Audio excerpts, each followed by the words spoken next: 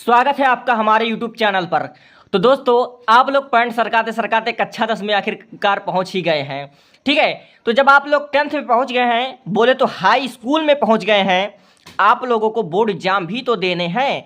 ठीक है, तो हम कक्षा 10 विज्ञान के पार्ट 3 यानी कि भौतिक विज्ञान की पहली क्लास में आपका स्वागत करते हैं। ठीक है, और आपका यह क्लास बहुत ही खास होने वाला है, क्योंकि प्रकाश तथा का परावर्तन तथा अपवर्तन इस चैप्टर का पूरा निचोड़ हम एक ही वीडियो में करने वाले हैं। इसके सारे थ्योरी, न्यूमेरिकल, सूत्र, फार्मूले सब कुछ आज हम इस वीडियो में बताने वाले हैं। इस चैप्टर का यह पहला लेक्चर है। ठीक है, तो बिना देरी किए हुए शुरू करता हूँ। ठीक है, और हाँ, आपको बता दूं कि मैं आपका पहले चैप्टर से लेकर आखिरी तक साथ निभाने वाला हूं। ठीक है, यानी कि बोर्ड एग्जाम में अगर आपको 90+ स्कोर करना है तो यह आपके लिए अच्छा प्लेटफार्म हो सकता है। हमारे यूट्यूब चैनल पर आपको साइंस के, इंग्लिश के, हिंदी के, यानी कि हर एक सब्जेक्ट का आपको मिल जाएगा। तो शुरू करता हूं। प्रकाश का परावर्तन तथा अपवर्तन यह चैप्टर का नाम है। ठीक है, तो इस पाठ का जो सबसे पहला हमारा हेडिंग होगा वह होगा प्रकाश। ठीक है, प्रकाश, लाइट। What is light? प्रकाश क्या होता है? ठीक है, प्रकाश क्या होता है? तो दोस्तों, इतना तो आप लोग जानते ही हैं कि जो हमारे आसपास जो वस्तुएं जो हमें दिख रही हैं, ठीक है, लाइक मेज, टेबल, कुर्सी, किताब आदि जो कुछ हमारे आसपास है, हमें जो दिख रही है वह क्यों दिख रही है? क्योंकि दिन है तो उजाला है। ठीक है, सूर्य के प्रकाश में हमको दिख रहा। अगर रात है तो जो हमें वस्तुएं आसपास की दिखती हैं तो क्यों दिखती हैं? वह लाइट होती हैं। ठीक है, वहीं अगर लाइट ना हो, आपसे हम कह दें कि जाओ अंधेरे में, आप साइंस की बुक रखी हुई है टेबल पर, ले आओ, तो आपको दिखेगी? नहीं दिखेगी। तो कहने का मतलब कि जो हमारा प्रकाश है वह एक प्रकार का ऊर्जा है। वह एक प्रकार का ऊर्जा है जिसके कारण हमें वस्तुएं दिखाई देती हैं। ठीक है, वह एक माध्यम है जिसके कारण हमें वस्तुएं दिखाई देती हैं। तो इसका डिफिनीशन हम कैसे लिखेंगे? उसका डिफिनीशन हम लिखेंगे कि प्रकाश ऊर्जा का वह रूप है जिसके कारण, ठीक है, वह रूप है जिसके कारण हम अपने आसपास की वस्तुओं को देख पाते हैं। ठीक है, देख पाते हैं,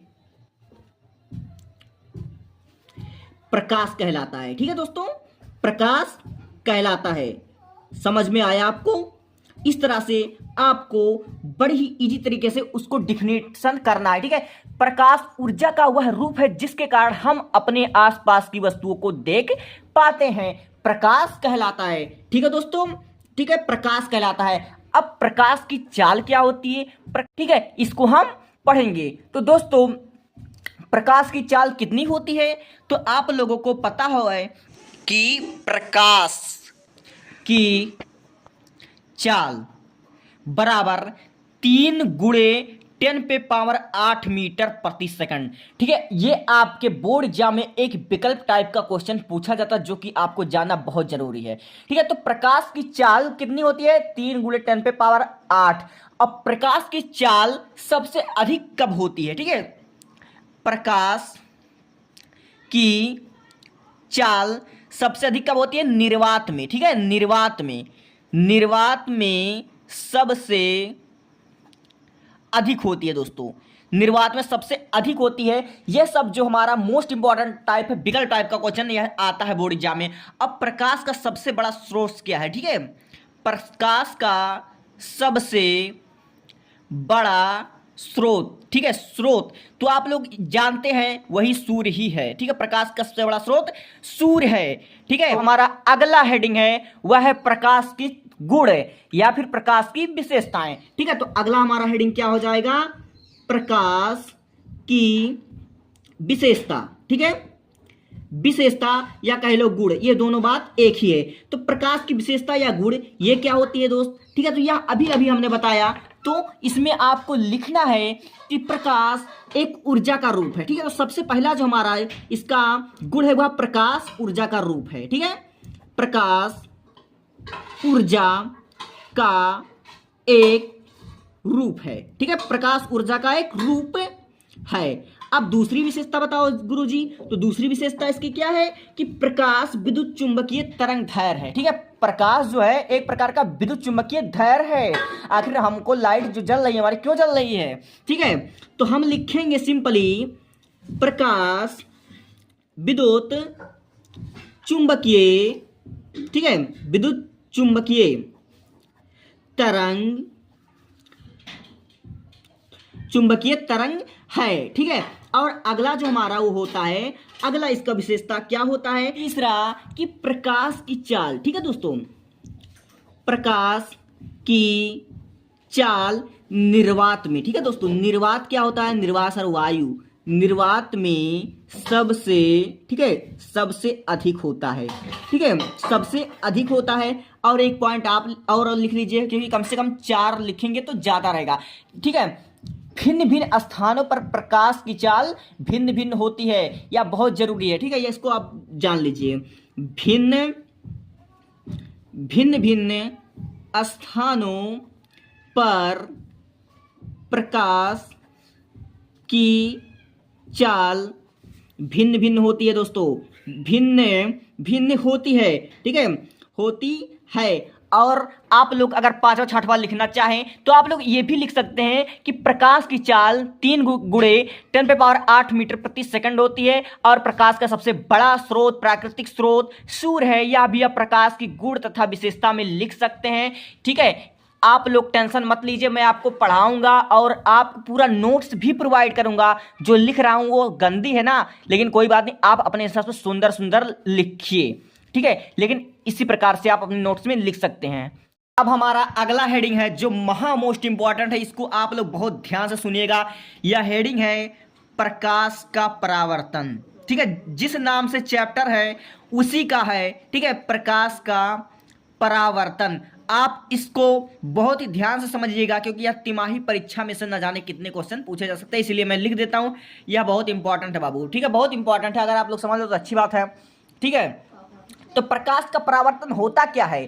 ठीक है, देखो दोस्तों, प्रकाश का परावर्तन होता है कि जब कोई प्रकाश किरण, ठीक है, जब कोई प्रकाश किरण निर्वात से किसी फर्श पर आकर गिरती है, किसी चिकनी सतह पर आकर गिरती है और वापस उसी माध्यम में लौट जाती है, तो प्रकाश के चिकनी सतह से टकराकर लौटने की क्रिया प्रकाश का परावर्तन कहलाती है। आप लोगों को नहीं समझ में आया तो समझते हैं हम एक डायग्राम के माध्यम से, और आपको बहुत ही बेहतरीन तरीके से समझ में आएगा। मान लीजिए यह कोई चिकनी सतह है, या फिर कोई कांच है, शीशा है, कुछ भी आप इसको मान लीजिए। ठीक है, अब हम इसको एक नाम देते हैं ए और बी। ठीक है, ए और बी एक नाम देते हैं। अब इस चिकनी सतह पर, ठीक है, कोई प्रकाश की किरण ऐसे आ रही है। ठीक है, मान लीजिए कोई प्रकाश की किरण ऐसे आ रही है। अब यहां पर वह गिरी, प्रकाश की किरण आई, कांच के इस बिंदु पर गिरी। ठीक है, अब वापस उसी दिशा में जिस माध्यम से वह आ रही थी, ठीक है, उसी माध्यम से वह लौट गई। ठीक है, आप लोगों ने क्या समझा? आप लोगों ने समझा कि मान लीजिए ए बी कोई कांच है, कोई चिकनी सतह है। ठीक है, वह वायु में से, निर्वात में से आ रही और कांच के किसी एक बिंदु पर गिरती है और उसी माध्यम से फिर लौट जाती है। तो जहां पर वह गिरती है वहां पर हम एक अभिलंब ड्रा करेंगे। ठीक है, वहां पर हम एक अभिलंब ड्रा करेंगे। ठीक है, तो मैं क्या कह रहा हूं कि प्रकाश किरण जिस माध्यम से आ रही है उसी माध्यम से लौट जा रही है। तो मेरे कहने का मतलब कि इस किरण, जो हमारे किरण, इसको कहते हैं आपतित किरण और इसको कहते हैं अभिलंब। आपतित किरण और अभिलंब के बीच में जितना, ठीक है, जितना एंगल बनेगा, मान लीजिए 45 डिग्री से आई प्रकाश किरण, 45 डिग्री से आई है और सतह पर टकराकर जब परावर्तित होगी तो यहाँ पर 45 अंश का कोण बनेगा। यहाँ भी 45 अंश का कोण, यहाँ भी 45 अंश का कोण ही बनेगा। और हम इस ग्राफ को, मतलब इस डायग्राम को और अच्छे से समझने का प्रयत्न करते हैं। ठीक है, तो अभी हमने बताया कि यह जो किरण आ रही है इसको हम आपतित किरण कहते हैं। अब बिंदु से टकराने के पश्चात वह कौन सी किरण हो जाती है? परावर्तित किरण। ठीक है, तो यह कौन सी किरण हुई आपकी? तो यह हुई हमारी आपतित किरण। ठीक है,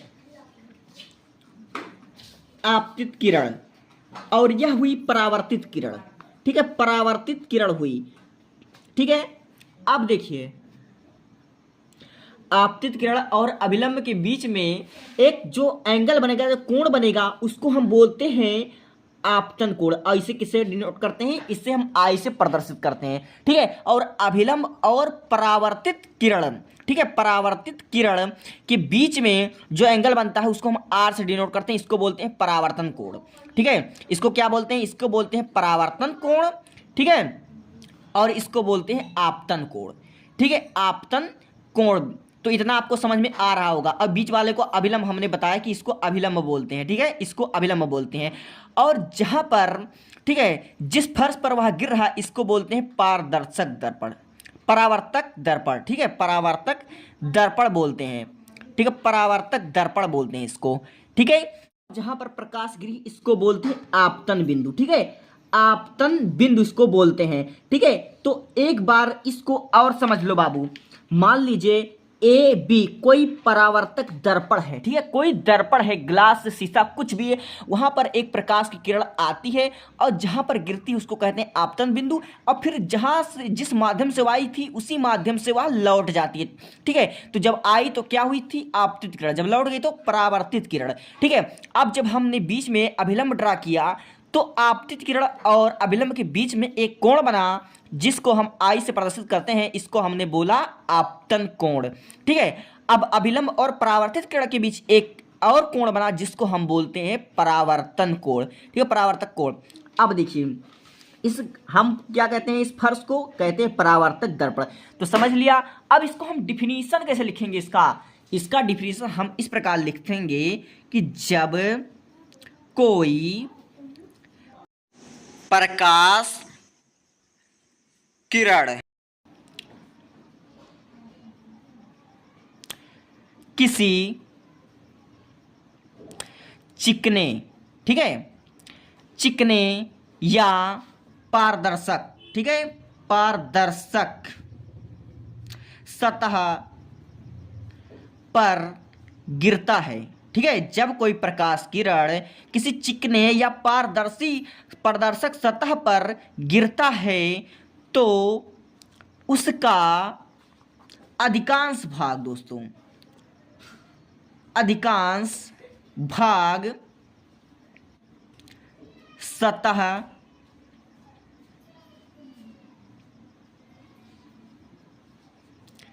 से टकराकर, ठीक है, टकराकर वापस उसी माध्यम में लौट जाता है। ठीक है, लौट जाता है।